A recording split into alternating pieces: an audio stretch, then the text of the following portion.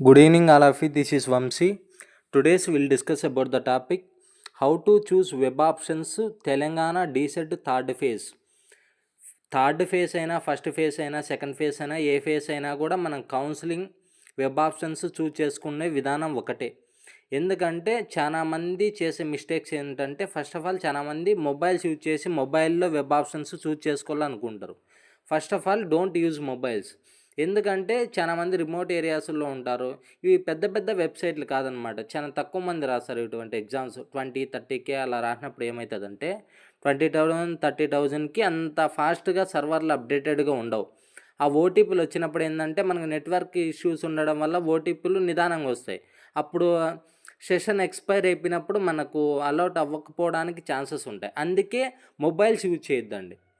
మళ్ళీ తర్వాత మనం నెక్స్ట్ స్టెప్ ఏంటంటే వెబ్ ఆప్షన్స్ ఏమైనా మనం చూస్ చేసుకునే ముందు ఫస్ట్ పెన్ను పేపర్ తీసుకొని ఒక లిస్ట్ ప్రిపేర్ చేసుకో. అక్కడ ఇచ్చినటువంటి కాలేజ్ లిస్ట్ ఏంది. ఫర్ ఎగ్జాంపుల్ మనకు 32 కాలేజెస్ ఇంగ్లీష్ మీడియంలో ఇచ్చినాడు తెలంగాణ స్టేట్ 2025 ఇయర్కి సంబంధించి.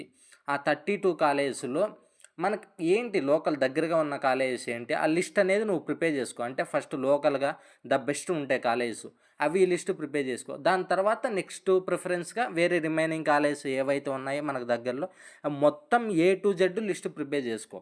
ఎందుకు ప్రిపేర్ చేసుకోవాలంటానంటే మొత్తం కాలేజెస్ నువ్వు వెబ్ ఆప్షన్స్లో పెట్టుకోవాలి ఈ థర్డ్ ఫేజ్లో. ఎందుకంటే ఈ థర్డ్ ఫేజే మనకు ఫైనల్ కాబట్టి. ఎందుకంటే ఫస్ట్ సెకండ్ అయినా కూడా నువ్వు కొన్ని కాలేజెస్ తక్కువ పెట్టుకున్నా కూడా నెక్స్ట్ కౌన్సిలింగ్కి నీకు ఛాన్స్ ఉంటుంది. ఇప్పుడు థర్డ్ ఫేజ్ కాబట్టి మొత్తం నువ్వు టోటల్ కాలేజెస్ సెలెక్ట్ చేసుకోవాలి. ఎందుకంటే ఫస్ట్ సెకండ్ అయినా కూడా మనం టోటల్ కాలేజెస్ సెలెక్ట్ చేసుకోవాలి. ఎందుకు చెప్తాను ఒక రీజన్ చూడండి. ఇక్కడ నువ్వు 32 కాలేజెస్ పెట్టేసుకున్నావు వెబ్ ఆప్షన్స్లో. ఫస్ట్ అది ఏంటంటే నువ్వు కొన్ని కాలేజీల్లో చూజ్ చేసుకొని మనకు జాలిపడి ఇవ్వడానికి అది computer based allotment order copies అనమాట. ఎవరో ఒక పర్సన్ జడ్జ్ చేసి నీకేదో నువ్వు 2 కాలేజీల్లో చూజ్ చేసుకున్నావు అని సీట్ ఇవ్వడు. ఆ కంప్యూటర్ ఏం చేస్తుందంటే నువ్వు 30 కాలేజీ లిస్టు ప్రిఫర్ చేసినావు. నువ్వు ఫస్ట్ కాలేజ్ చూస్తే నీ ర్యాంకుకు ఫస్ట్ కాలేజీకి మ్యాచ్ అవుతుందా అవదా చూస్తుంది కంప్యూటర్. అవని పక్షంలో సెకండ్ వెబ్ ఆప్షన్కి వస్తుంది.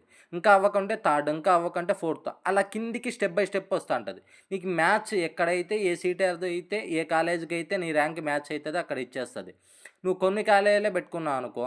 ఫర్ ఎగ్జాంపుల్ గవర్నమెంట్ సీట్లు ఒక గవర్నమెంట్ కాలేజ్ 3 సెలెక్ట్ చేసుకొని వదిలేసినావు. నీ ర్యాంకుకు ఆ కాలేజీలో ఉన్న మెరిట్ లిస్టుకు మ్యాచ్ అవ్వలేదనుకో నీకు సీట్ అలౌట్ కాదు. అందుకే అన్ని కాలేజీలు సెలెక్ట్ చేసుకోండి. ఏదో కాలేజీ మనకు సీట్ రావడానికి ఛాన్స్ ఉంటుందని చెప్తాను.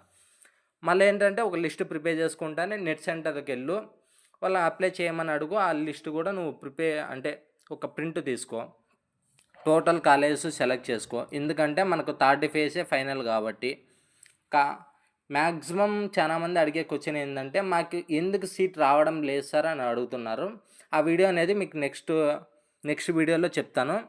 మీకు ఇంకా ఏమన్నా ఈ డీసెట్కి సంబంధించి డౌట్స్ ఉన్నా కింద ఇక్కడ ఇచ్చాను చూడండి, 8328367218 నెంబర్కి కాల్ చేయండి లేదా టెక్స్ట్ మెసేజ్ చేయండి. నేను అప్పటికి అవైలబుల్ లేకపోయినా కూడా ఆ డేలో ఎప్పుడోసారి ఫ్రీ టైంలో ఉన్నప్పుడు మీకు రిప్లై ఇవ్వడానికి ట్రై చేస్తాను. Thank you all of you.